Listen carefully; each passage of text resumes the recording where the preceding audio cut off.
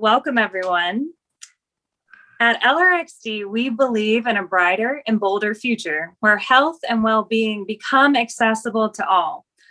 Our digital talk series, Take Care Tuesday, is focused on giving us all a deeper dive into some of the practices, opinions, and valuable advice from some of the top thinkers in creativity, health and wellness, futurism, and social activism, all who share our same mission of health and happiness.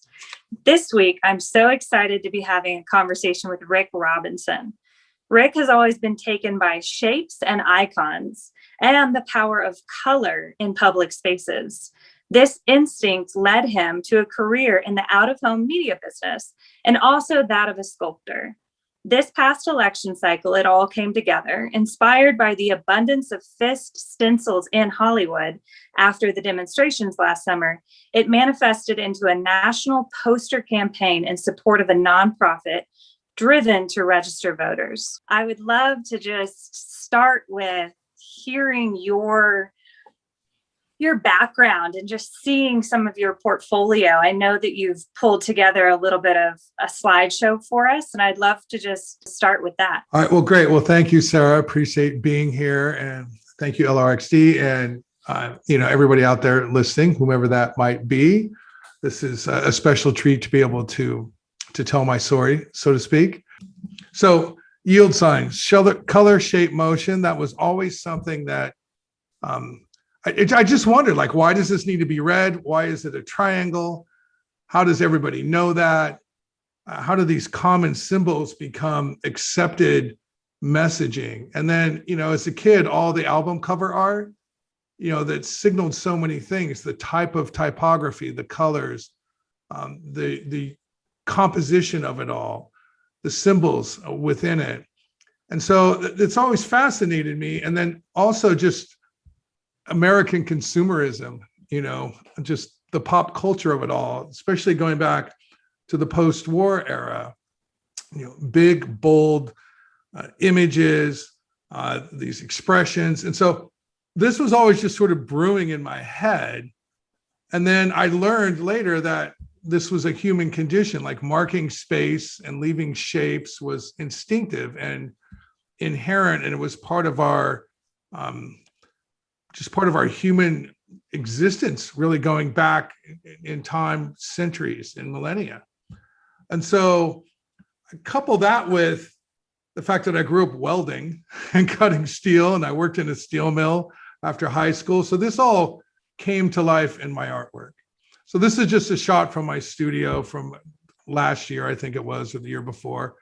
So you can see steel cutout shapes, color, the sketches of the patterns.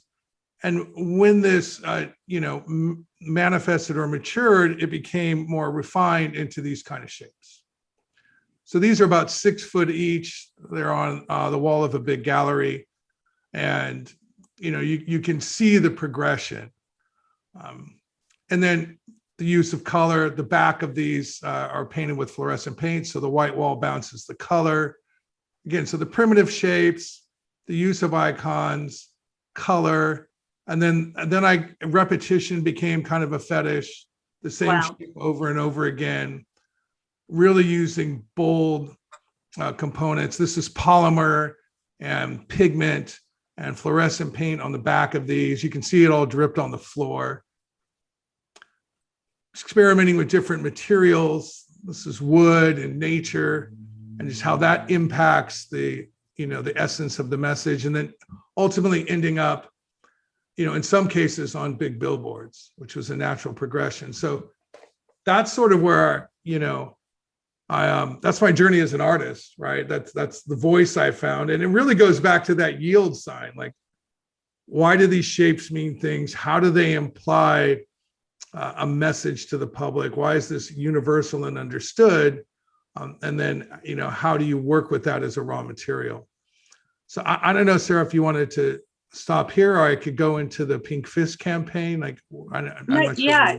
Why don't you just keep sharing, but I'll guide you in. There's a question that came in this morning. Actually, I got an email from Mark Herring, and I think it really feeds nicely into one of the first questions that I had for you in terms of the maturation of your Pink Fist series.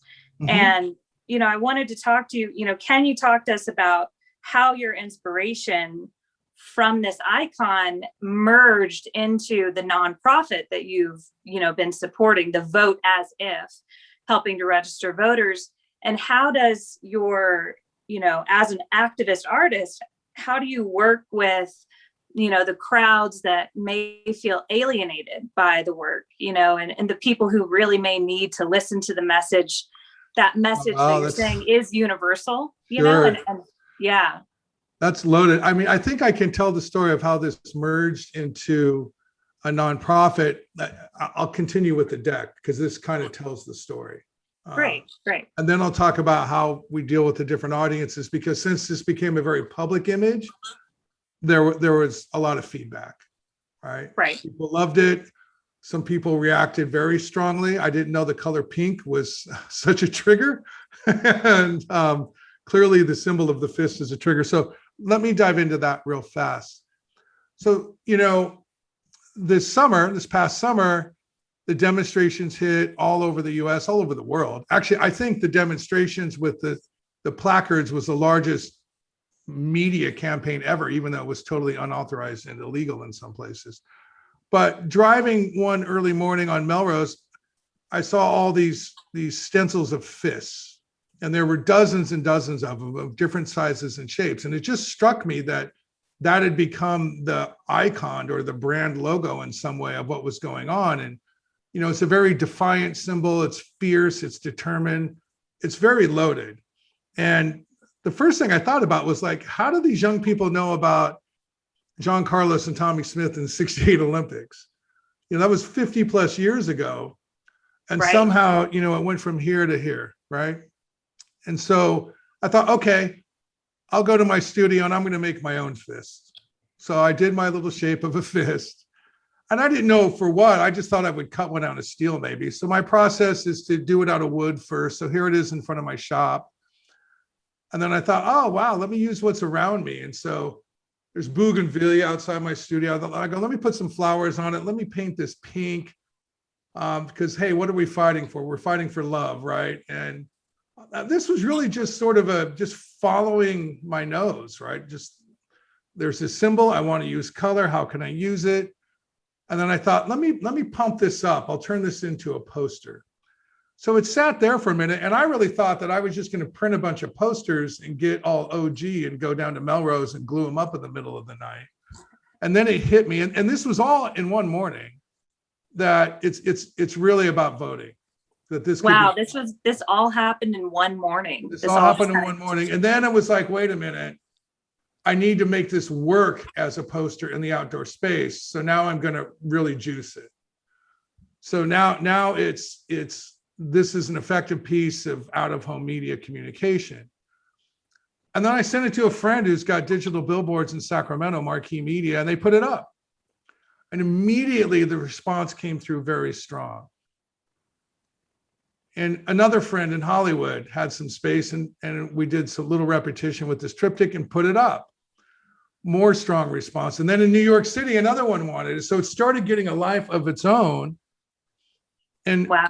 This is all within days. And then I simultaneously had a phone call with some friends because we wanted to do something positive to just react to all the energy on the streets about social justice, diversity, inclusion, voting, all of that.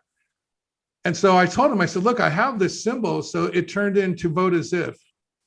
Wow. And we decided that we wanted to register people to vote. And we were going to approach this in a nonpartisan way.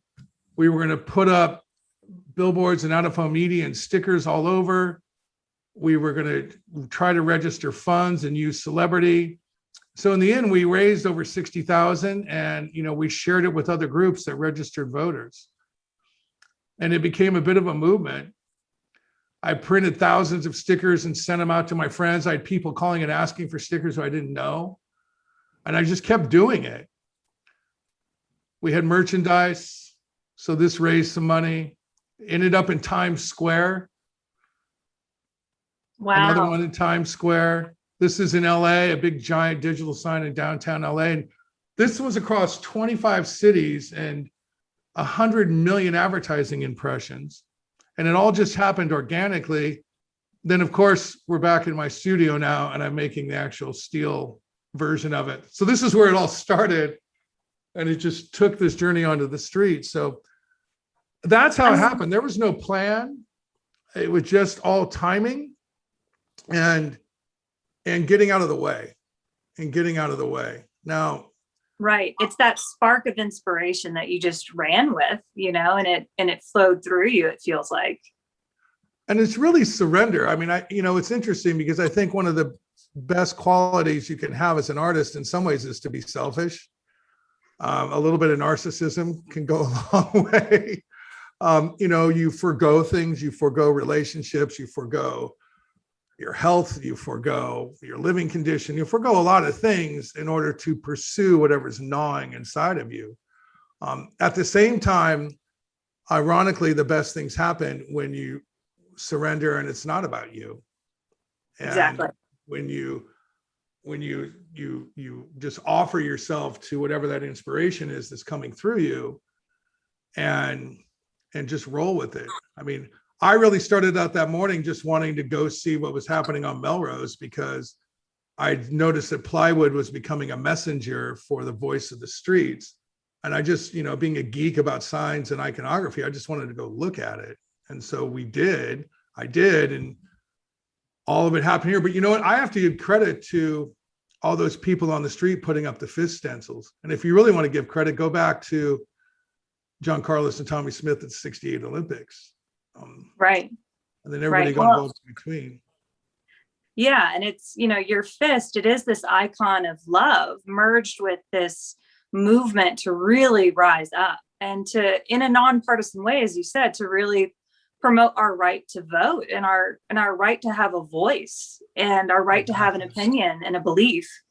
And, so when things like this are streaming through you, when you first get that glimpse of, oh, I'm going to do it pink, or I'm going to continue this fist, do you often know how far that's going to grow and reach? Or do you just, as you said, you surrender? So maybe you're not even thinking about the future that much. It's going to do what it's going to do. Right. And so, and the motivation comes from all different places. Sometimes you just have a show coming and you need to get some work done. Other times you go back and revisit things. I have a flat file full of ideas that didn't really get anywhere. And most of the time they don't go anywhere because they didn't really deserve to. The ones that catch fire, they propel you. I think there's always that moment where, it happens with you first. There's that cognitive spark, or you see something, or you have a deadline, or whatever it might be that starts you working, and you're perpetrating the piece. But at some point, for a piece to be successful, it perpetrates you. Every decision you're making serves the piece, and whatever's on that wall is much bigger than you. You're the servant. And then I think in those moments, that's when whatever you're creating has a chance to be successful and to connect with others. I do want to go back to one of the other questions, which was, how do you navigate the response? It was interesting. Most people love this, and they loved it that it was pink, and that, it was the juxtaposition of the fist and pink and the flowers and the word vote. And the response was universally very, very positive, and you saw how it caught fire. But there were some folks who were very unhappy with it. Some friends of mine, some people on social media, got into some very aggressive, negative responses. Why wasn't it red, white, and blue? I'm not a patriot since it's not red, white, and blue. I'm clearly a communist. That was interesting to me because I was like, okay, I've spent 35 years of my life in the billboard business, putting up advertising, and I'm a communist. Right. Maybe so. And so, clearly that struck a nerve. The one person who got really upset that it wasn't red, white, and blue, it's like, look, I'll send you the file. You can make it red, white, and blue, and spend thousands of dollars of your money printing posters. Have at it. Yeah. So I welcome all feedback. I think it sparked the conversation. And I know that sounds like a cliche, but look, in the end, I was just responding to everything around me and using the voice and tools that I've developed over time. And that's also includes, making the shape, turning it into a poster, and then using access to out-of-home media to get it live on the street. Right. And it's that focus goes back to, we can never please everyone. And that's never the point, I think, as an artist, especially when something's really just moving through you. And what I love about this is it is just a basis of love and connection, for doing something that genuinely feels right and moral to you. And now it's going to end up where it started, which is a piece of steel hanging on a wall, which is what I do. That's great. That's great. The question that we like to close with for all our guests is, if you were to give us all a piece of advice, an action step that we can take to make the world a healthier and happier place tomorrow, what would be your insight and your advice on that? Oh, gosh. So that's an easy one. Super easy. Yeah. When I see things go well, and when I see people positive and healthy and happy and, well, living a life that you could be described as having well-being, all the things that you're about here. What I notice is that ultimately it's because it wasn't about you, right? And it wasn't for you. It was serving the greater good. And I know that sounds like a cliche, but I think we're at our best when it's not about us. Now that's sort of a little bit of conflict there, because as an artist, I also think that you need to be selfish and fearless with that. And the moment you start trying to please everybody, or do something you think is cool that everyone's going to respond to, write that hit song, create a piece of art that everyone's going to like. The moment you do that, it's a slippery slope, and maybe what you're going to create isn't going to be all that successful or have much life to it. But I guess it just can't be all about you always, right? And the other thing is that, it's okay if it's hard. I think there's something culturally with us in recent years where hard or difficult or something that creates conflict or something that not everybody likes is like we shy away from it. We don't want anybody upset. We don't want anybody unsure or rubbed maybe the wrong way. And I think if you're coming from a genuine place and you're authentic with your heart, it's okay if it's hard. It's okay if it's hard on you. It's okay if it's a little bit hard on others. It's okay if there's some conflict, if it's a little messy. Humans are messy. And we seem to be in this place where we want to create, this perfect selfie of life. And it's just, it's a fool's errand. I mean, it's never going to happen. And I think we've proven that even if you get close to it, it doesn't do much for you. And so in the end, if it's not about you, it's probably a good thing. But it's okay to be a little bit selfish about that. I don't know. Does that make any sense? It does. It does. I mean, and what I hear in that, just to reflect back, is just a healthy detachment from an outcome, and recognizing that, creative pursuits are difficult, and they're difficult for a reason, because they're genuine, and they, it wouldn't be special and authentic to you and meaningful if it wasn't, to some degree, created some friction for you to put out there. Otherwise everybody would just be copying and doing the same thing over and over. So a creative endeavor it's such a upheaval in a lot of ways, but it brings people together, because it's like you're speaking a language to the heart, and to something, bigger than yourself, as you're saying. So yeah, I really appreciate that. Yeah. And it's, that's why creative people are special. in some ways. No more special than anybody else, that's for sure.